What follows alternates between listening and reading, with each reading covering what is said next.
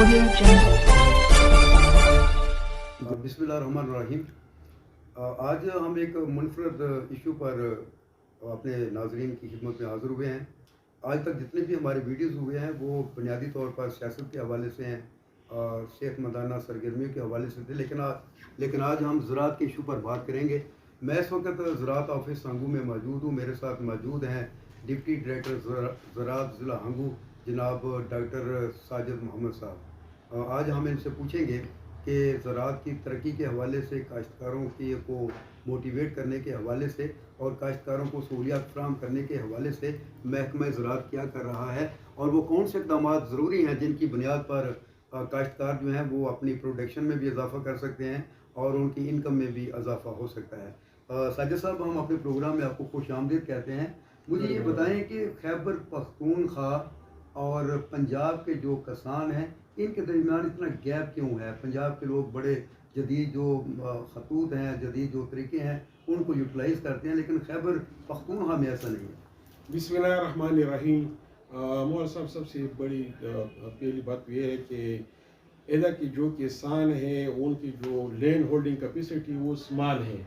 पंजाब का अगर हम कंपैरिजन करेंगे तो उनकी जो लैंड होल्डिंग कैपेसिटी वो एकड़ों कई एकड़ों तक एक ही किसान की ज़मीन होती है, मरबों की शक्ल में होती है। ये हमारे जो ख़ासकर जिसमें जदीद मशीनरी है उसका एप्लीकेशन और पेड़ मुश्किल होना पड़ता है। दूसरी बात यह कि उधर जो ज़्यादा एरिया है उसका इरीगेटेड है। हमारी अगर हम हंगू की मिसाल लें, पूरी केपी की जो सिचुएशन है तो 60% एरिया जो इसका बारानी है, जो डिपेंड करते हैं तो बारिश पे इन्हिसार कर देता है। और जब हम हंगू की तरफ आते हैं तो इसकी मोर देन 80% एरिया जो है वो बारानी है। ज़्यादा अभी आपने देख लिया कि कल या परसों जो बारिश हुई तो धड़ाधड़ लोग आते रहते हैं तो बीज उठाने के। डॉक्टर साहब, मुझे ये बताएं कि ज़िला हंगू जो है बरानी एरिया आपने बताया है, जहाँ पर जो हमारे खेत हैं वो भी स्मॉल साइज़ में हैं, बहुत छोटे हैं। उतनी ज़मीन जो है ना वो नहीं है कि जिसको हम ज़राअत के लिए इस्तेमाल कर सकें। मुझे ये बताएं कि ज़िला हंगू में मजमूई तौर पर कौन कौन सी फसलें जो हैं यहाँ पर काश्त की जा सकती हैं और कौन कौन सी है जो इस वक्त काश्त हो रही है? इस वक्त जो काश्त हो रही है उसमें रबी सीज़न का जो है वो मेन क्रॉप है, वो वीट है, गंदम की फसल है, वो मेन रिक्वायरमेंट भी है। जब भी कोई क्राइसिस आता है आटे के हवाले से या गंदम के हवाले से तो लोग बहुत ज़्यादा इफेक्ट होते हैं।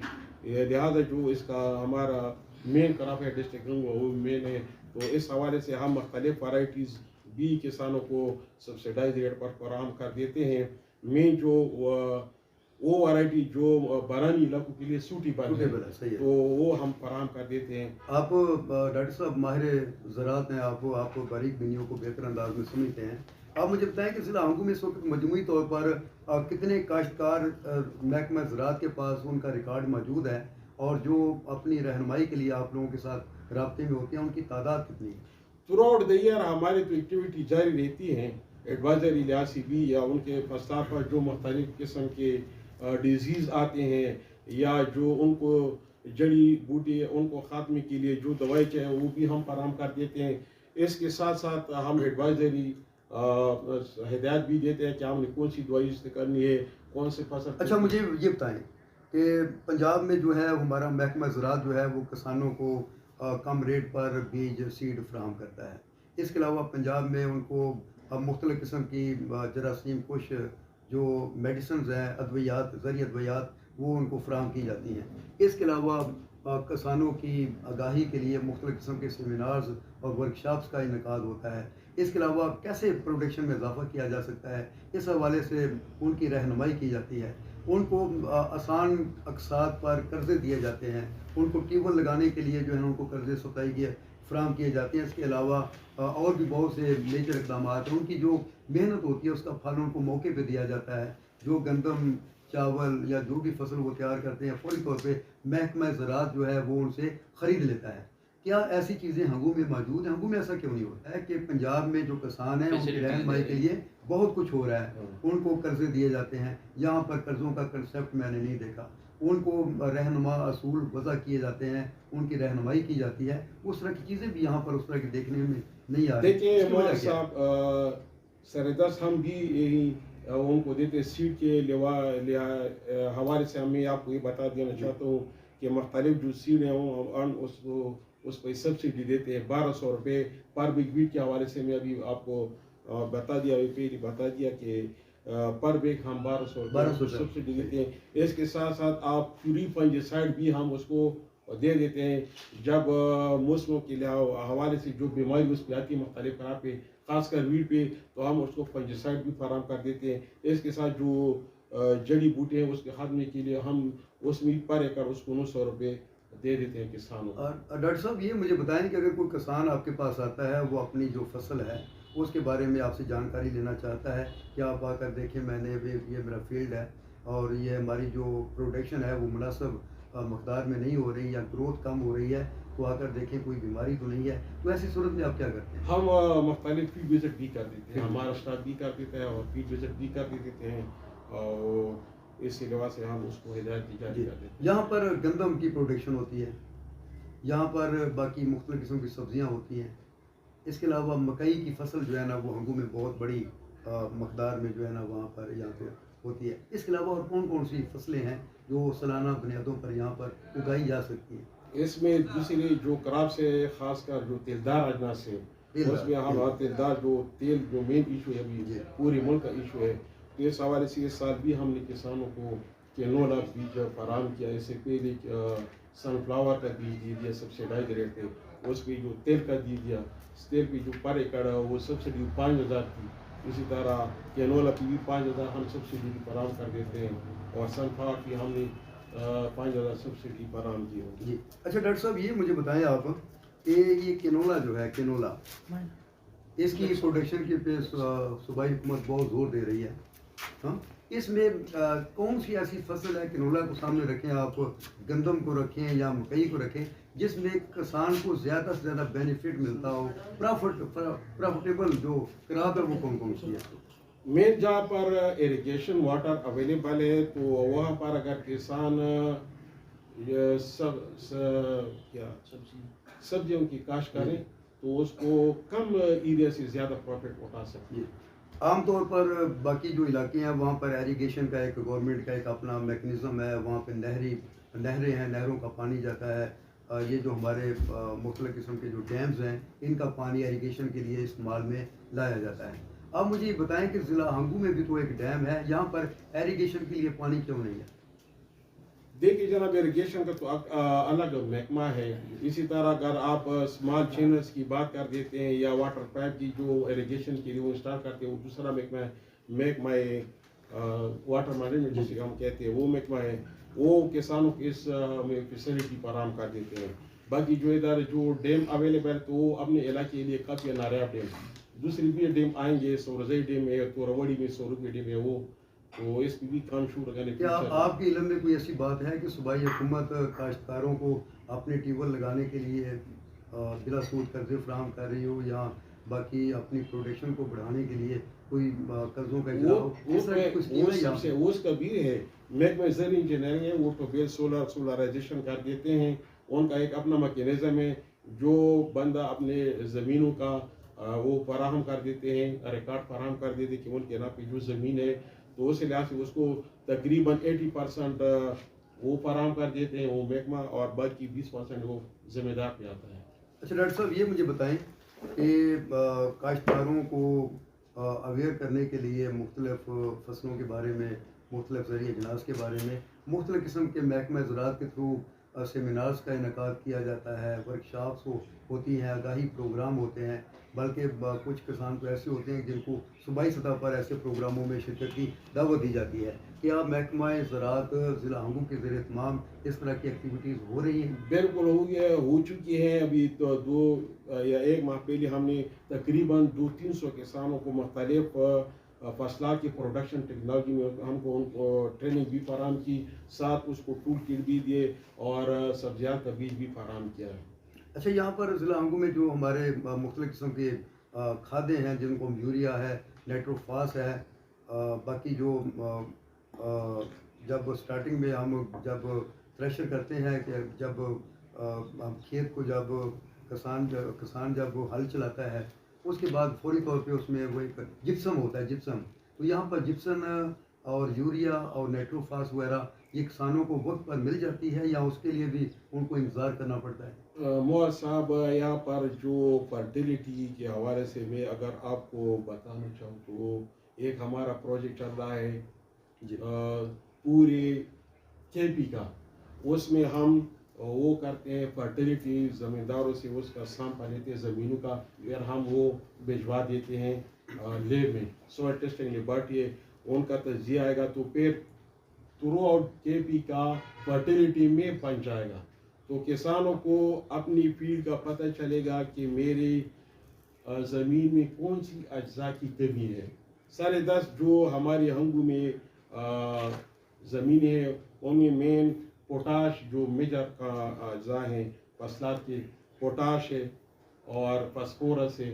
تو اس حوالے سے ہم ان کو فراہم کر دیتے ہیں، پوٹاشک اور فاسفورٹک فرٹیلائزر بھی فراہم کرتے ہیں.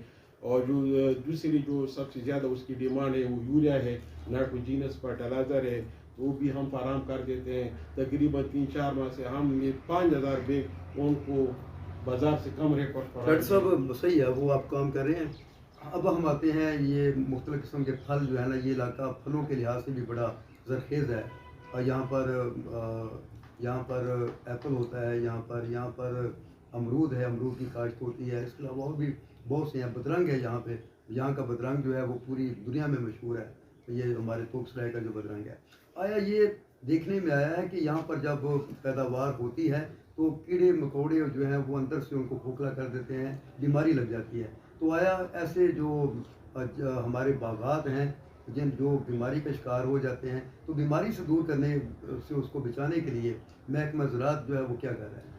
اس حوالے سے ہم ان کو دوائیں بھی فراہم کر دیتے ہیں. جب ہمارے پاس اویلیبل ہے تو ہم پروموٹر فارم سروس سینٹر کے ذریعے اس کا ارینج کر دیتے ہیں، پھر ان کو کم قیمت پر دے دیتے ہیں.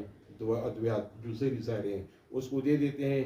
دوسری بات ہم نے کی ایپل نہیں، ہمارے پاس ہمارے اس علاقے میں ہنگو میں جو مین پھلدار پودے ہیں ان میں وہ بانی ہے، آڑو ہے اور الوچا ہے.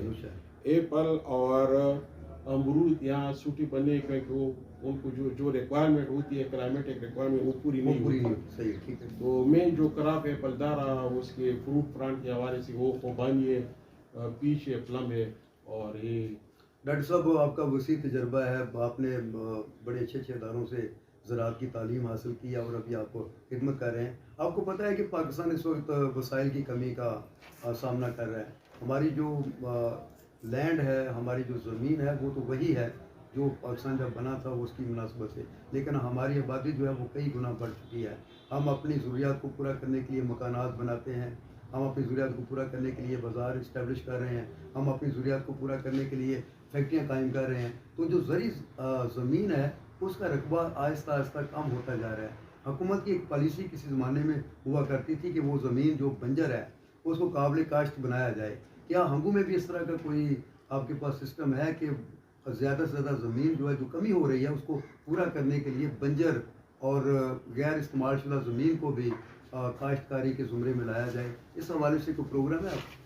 ہم تو موٹیویٹ کر دیتے ہیں فارمرز کو کہ وہ ان کی جو بنجر زمین ہے وہ قابل کاشت بنا سکے تاکہ وہ میکسیمم پروفٹ اپنے زمینوں سے حاصل کر سکے. لیکن دوسری بات جو ہے ہم جو زرعی زمینیں ہیں ان کی کب کر دیتے ہیں کنسٹرکشن لاتے ہیں، ہاؤسنگ یا سڑک وغیرہ، اس کی وجہ سے اور جو ان کا رقبہ زرعی زمین کو تو کم ہوتا رہتا ہے. تو ہم اس حوالے سے کسانوں کو موٹیویٹ کر دیتے ہیں کہ آپ زیادہ رقبہ جو آپ کے اویلیبل ہے تو یہ قابل کاشت بنا سکتے. ڈاکٹر صاحب آخر میں ضلع ہنگو کے کاشتکار بھائیوں کو آپ محکمہ زراعت کی طرف سے کیا پیغام دینا چاہیں گے؟ اپنے وطن میں سب کچھ ہے پیارے، جس کے پاس جتنا بھی لینڈ اویلیبل ہے تو میری درخواست ہے کسانوں سے کہ وہ زیادہ زمین کو قابل کاشت بنا لایا جائے تاکہ وہ اپنی زمین سے جو چھوٹا ٹکڑا ہے اس سے زیادہ منافع حاصل کر سکے. بہت شکریہ جی. یہ تھے ڈاکٹر ساجد محمد، ڈپٹی ڈائریکٹر زراعت ضلع ہنگو. ان کے ساتھ ضلع ہنگو میں کاشتکاری کے اصولوں کے متعلق، کاشتکاری کی جو صورتحال ہے اس حوالے سے کاشتکاروں کو جو سہولیات فراہم کی جا رہی ہیں اس کو سامنے رکھ کر بڑی وضاحت کے ساتھ بات ہوئی ہے، اور ان کا یہ کہنا ہے کہ محکمہ زراعت ضلع ہنگو اس کا عملہ بھرپور انداز میں کاشتکاروں کی رہنمائی کرنے کے لیے پیش ہے۔ مختلف تقاریب کا، سیمینارز کا، واک کا بھی اہتمام کیا جاتا ہے تاکہ کاشتکاروں میں آگاہی پیدا ہو۔ اس کے علاوہ ان کا یہ کہنا ہے کہ ہمارے دفاتر کھلے ہوئے ہیں، اور تمام کاشتکار بھائی جو ہیں وہ فصلوں کے حوالے سے، بیماریوں کے حوالے سے، کاشتکاری کے حوالے سے کسی قسم کے مسئلے کا بھی ان کو سامنا ہو تو وہ ہمارے ساتھ رابطہ کریں۔ مکمل ان کو رہنمائی فراہم کی جائے گی اور ان کو بتایا جائے گا کہ وہ اپنی پروڈکشن میں کون سا طریقہ اختیار کر کے اس میں اضافہ کر سکتے ہیں۔ تو ان کا آفس جو ہے یہ ٹل روڈ پر اسٹیڈیم کے ساتھ اور او پی ایف کالج کے بالکل ساتھ واقع ہے۔ ضلع ہنگو کے وہ تمام کاشتکار جن کو کاشتکاری کے دوران مشکل مراحل کا سامنا ہے اور ان کو رہنمائی درکار ہے، وہ کنٹرول ریٹ پر بیج خریدنے کے لیے، مختلف قسم کی ذریعہ دوائیات لینے کے لیے، اس کے علاوہ کھادیں ان کے لیے یہاں پر دستیاب ہے۔ اس حوالے سے وہ اس دفتر میں آ سکتے ہیں۔ یہاں پر ڈپٹی ڈائریکٹر صاحب اور ان کا جو سٹاف ہے وہ مکمل طور پر کاشتکاروں کو رہنمائی اور جانکاری جو ہے فراہم کرے گا۔ تو اس دفتر سے کاشتکاروں کو ہمارے چینل کے توسط سے یہ استدعا ہے کہ اس سے وہ فائدہ اٹھائیں۔ تو انشاءاللہ اگلے پروگرام ایک نئی مہمان شخصیت کے ساتھ حاضر ہوں گے۔ اس وقت تک کے لیے طارق مغل کو، منظور خان کو، فخر الاسلام کو اجازت دیں۔ خدا حافظ۔